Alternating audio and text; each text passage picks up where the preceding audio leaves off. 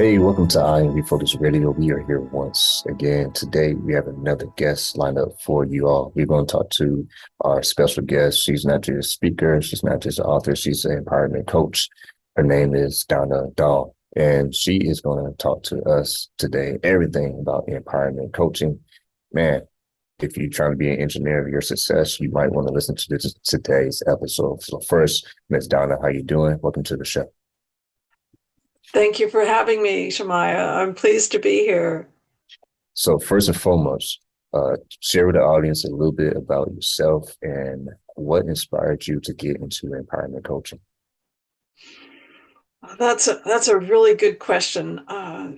When I was first starting out in terms of doing consulting work, I used the label of consultant. I shied away from coach. I felt that coaches were for sports teams and that kind of thing. But when the people that you serve give you labels like coach and coach's coach, that taught me that what I needed to do was to pay attention to the value that I was bringing to the table. And I people then started saying, "What kind of coach are you? Like, are you a life coach? Are you a career coach? Are you a business coach? What exactly is it that you do?" And I said, "Well, all of the above." So how do you wrap that into a single word? And it took me probably close to a year to discover the word empowerment. So what I prefer to think about is that it really doesn't matter what your walk of life. It really doesn't matter the stage that you're in or the goals that you're pursuing. Everybody can use a helping hand. Everybody can use a cheerleader, someone that can add to the belief that you hold about yourself, about your talents, about your skills, and about where you want to be. And when you share that with people who work with you in your services, what are some of the common practices that you use just starting out with the individual? Well, the first thing that I want to know is, what have you done that you've enjoyed? Or what have you done that you've been successful at? Is there something that you really like to do, but that you haven't been able to fit it into your life right now? So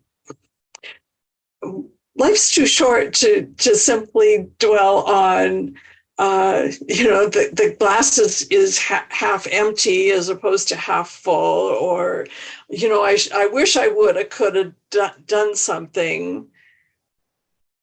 Let's build on strengths. I was doing some writing just yesterday on the idea of strengths and weaknesses.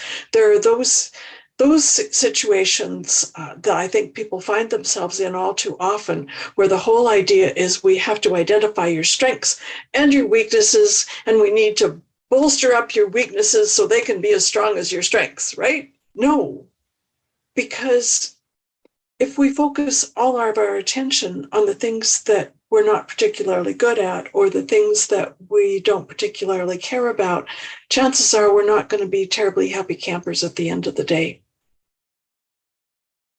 That's So, good. so what if we focused on what you really like to do or what you're really good at?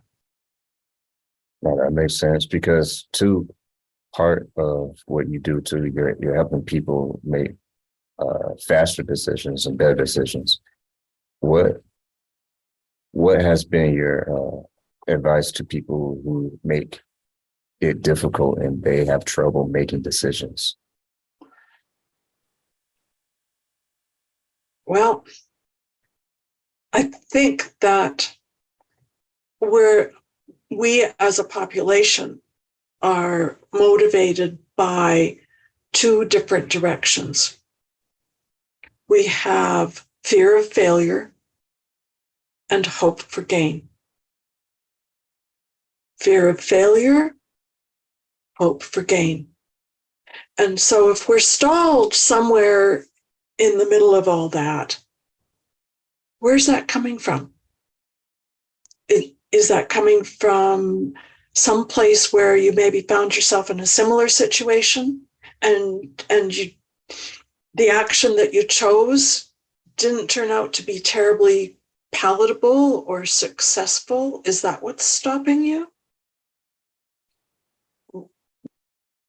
When we're stuck, there are reasons why we're stuck. And I don't know, I think our psyche tries to do its level best to protect us. So if it's giving us a timeout, if it's saying not yet or not ready, what's that about? And it can't always be a bad thing. It might be for the very best. And those who are trying to go to that next level is usually because they're looking for that clarity. They're looking for sharpening skills and finding new resources for them to go from point A to point B, because from that level to the level that they want to go, it's going to take some kind of commitment for them to get there. Yes. Yes. And sometimes there's a fear of making a commitment because it's going to involve time. Yeah. Or courage. Once again, listen on Refocus Radio, talking to our special guest, Donna Dahl, Empowerment Coaching. Go to our website, donnadahl.ca. And when you are pushing people beyond the limits and you're inspiring them to have that vision of themselves, because it takes a special person for people to recognize the special person in themselves. You know, everybody has strengths.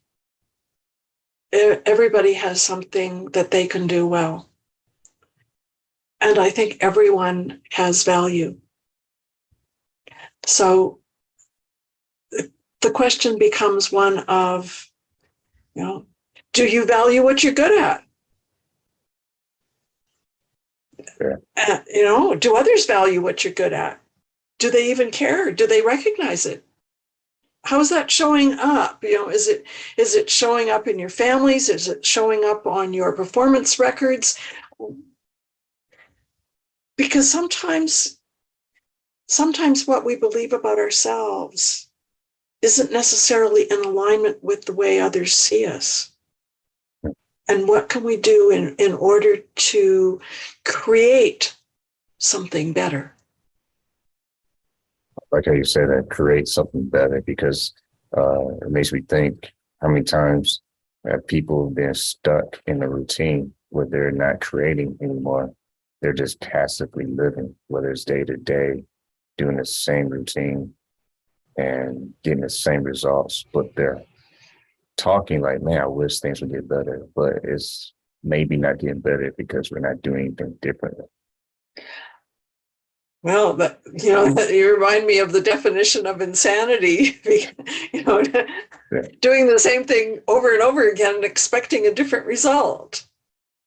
And how many times have you worked with people where they have been that personal battle where they're fighting themselves from doing something different that can really unlock their potential?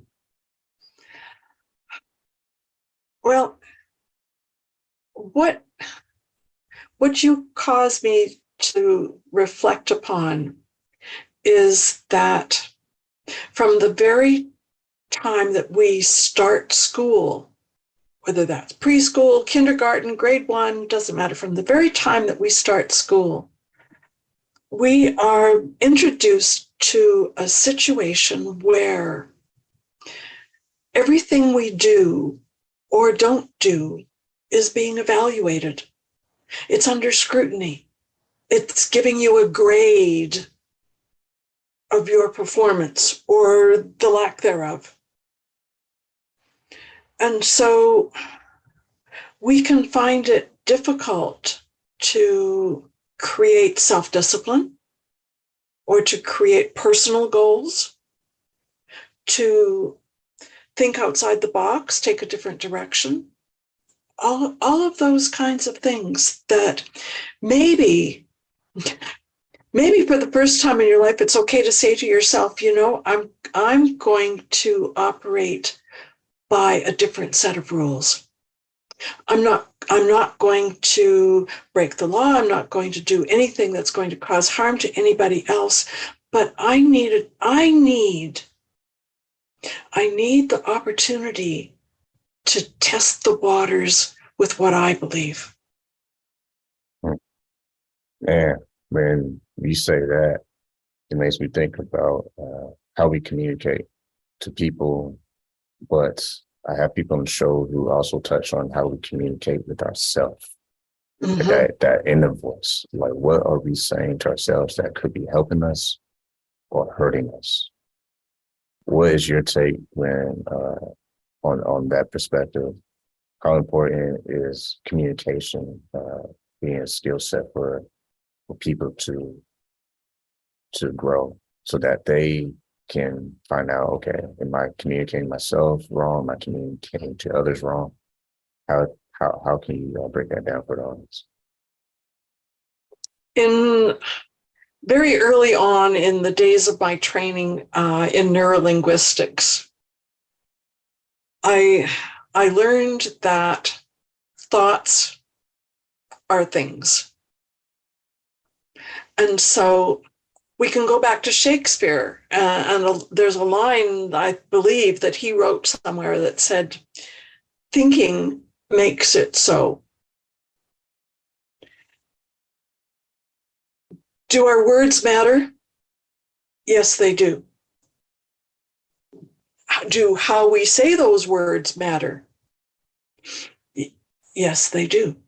The whole idea is that if your communication is not getting you the result that you want, then maybe it's time to work with somebody who can dissect that communication and help you recreate it in a form that supports you to the best of your ability. I think about the language that was used in my family as I was growing up, and it was colloquial and contemporary and so on. But it wasn't until my adult life that I learned that I needed to polish my language in order to make it more accurately reflect what it was exactly that I wanted to say. Man, it's funny you say that because it makes me think like the time I was in college. You go and take certain courses that are prerequisite to the other course. In other words, you can't skip steps. You couldn't just say, "Oh, I'm ready." And I'm using that as a metaphor because I think we do that in life. We want to skip chapters. We don't want to write the current one that we're in right now. We want to skip to the fantasy chapter, right? Where we're already successful. We're already doing the things we want to do in life. But sometimes it's a reality check of this is where I'm at right now. Let me deal with that, but not stay there. The communication is so essential because it's also situation specific. How you communicate with your children will be different than how you communicate with your spouse, will be different than how you communicate with your coworkers or how you communicate with your superiors. Every kind of communication is different. The thing is that how do we align all those pieces of communication in order to continue to appear our authentic selves? That's the key. Your fingerprint is all you have. So you don't need to try to get someone else's fingerprint. And that leads me to this question. When people are busy comparing themselves to something great, whether it's another person or another circumstance, how does that also play a role in preventing them to reach their full potential?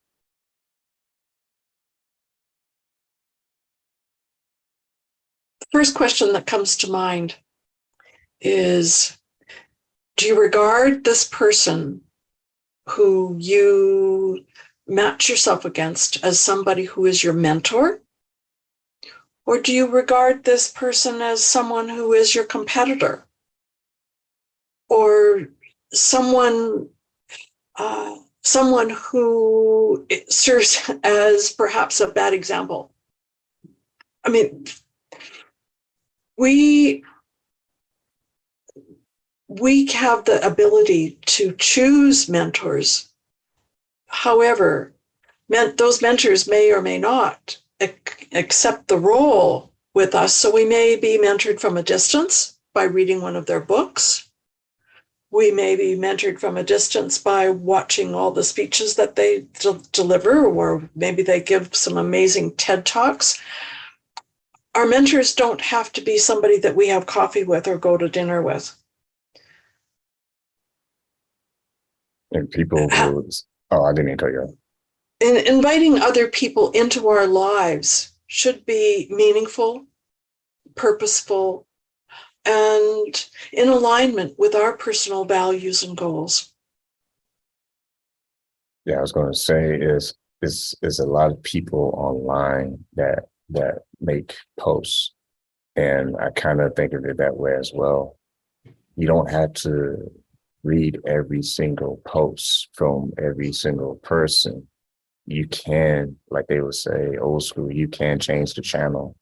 You can say, okay, I don't want to be around this, or I don't want to be around that. I can focus on where I get my information from, or who's leaving their impact on my life with their influence. Absolutely. I love the way you described that. And when you are helping people, you help different, like we said earlier in the show, you help different all walks of life. Yes. From authors to entrepreneurs, people who are in transition of one place to another place in their life. But you also help coaches as well. Yes. What was some of the tools that you equip with other coaches so that they themselves can be better coaches for the people that they're helping? Wow. A very interesting way of looking at things, to separate out one group from another.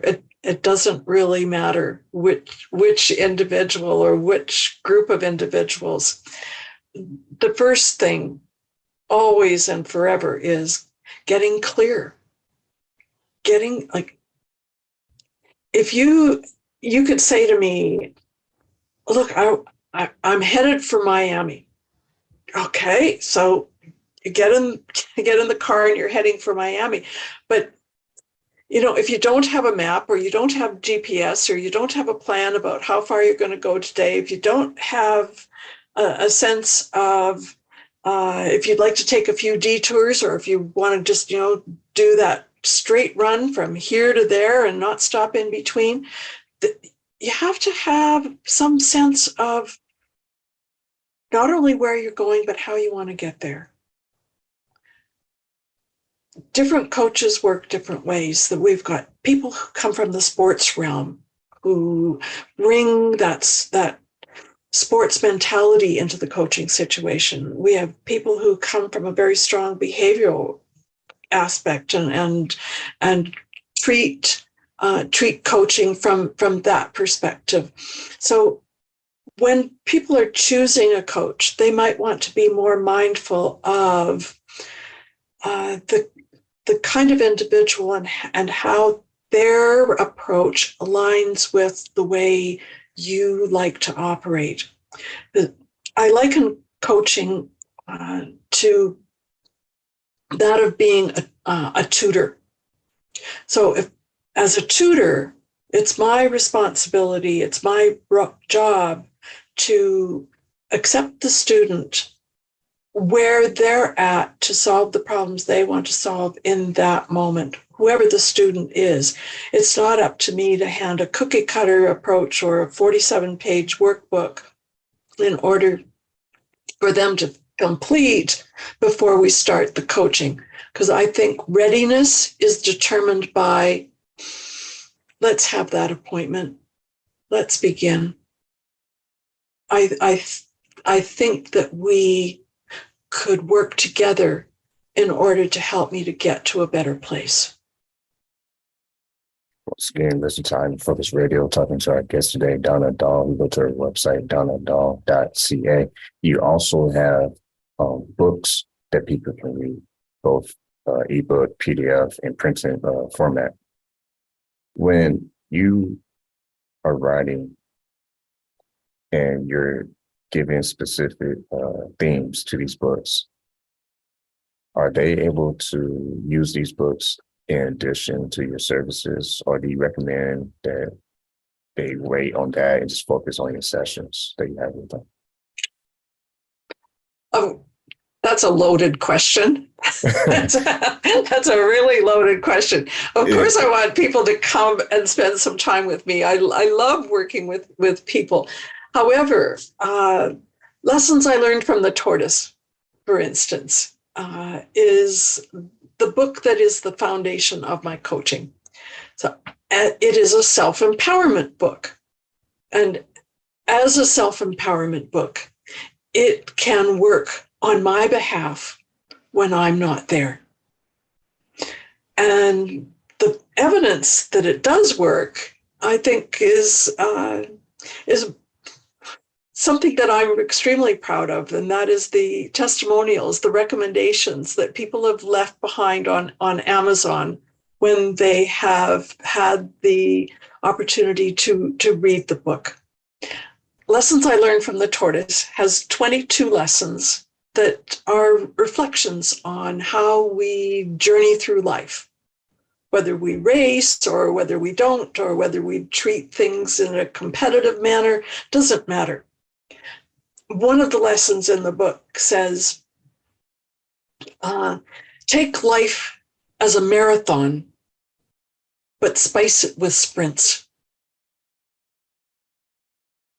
So if we're here for the long haul, okay, but that doesn't necessarily mean that we want to put everything into slow or stuck or anything like that. Because if we can spice it with some sprints every once in a while, do something quick, get it done, celebrate, it energizes us. It helps us to feel good and feel successful. Where do I get my ideas? I read a lot, and then I want to translate it into a way that makes sense for other people. So Lessons I Learned from the Tortoise is, I treat it as something that was a gift to me to write, and I pass it along as a gift to my readers. And with your coaching and with your books, people listening right now who feel like they're stuck, you are helping them get to a starting point, not the talking point, but the doing point. When people are taking action and you start seeing the individual practice what you are coaching them. While we have you on, last question, when they are finally clicking, when they see that light come on, how is it feel when you see them start making that transformation, you start seeing improvement in their lives? How does that feel? That's got to be the most exhilarating aspect of the work that I do, because to see achievement, to see change, to see somebody actually getting to where they want to be, fulfills a piece that is in the afterword in my book, where I say, challengers inspire us to take giant steps long before we might ever become giants. And that's, I guess I'm on the lookout all the time for people who are ready to whether they're ready to take giant steps or not, because even baby steps are steps. I like that. Yeah, when I hear that, I think of a lifetime journey. Like, the famous sayings, Rome wasn't built in one day. It's a commitment. And Yes. once you are committed to that, I like to think You're either committed to improve or you're committed to basically just destroy whoever you have. So if you want to be better, then you would do better. If you don't want to be better, then you just remain the same. Yes, and remaining the same is okay. But if there is, if there's a dream you've been putting on the shelf, if there is something that you have been dreaming of doing all your life and you've just been putting it on hold and it's not the right time, I need to be doing other things. When would be the right time? Is now a good time? Would it be okay to do something to serve yourself? That's good. Man, that was a mic drop moment right there, man. That was awesome. Once again, listen, I'm Refocus Radio, talking to our guest, Donna Dahl. You go to our website, donnadahl.ca. You can also go to the book section and check out the books that she has available for your resources. Once again, when people contact you and get things moving, what's anything else we haven't said that you want to share with our audience before they head to your website? Well, I wish that everyone in your audience has the opportunity at some point in their lives to work with a coach, to work with somebody who can be your personal one-on-one cheerleader. There's no feeling like it. Once again, our guest for today, Donna Dahl. Go to her website, donnadahl.ca. I want to say thank you for taking time out of your schedule talking to Iron Focus Radio.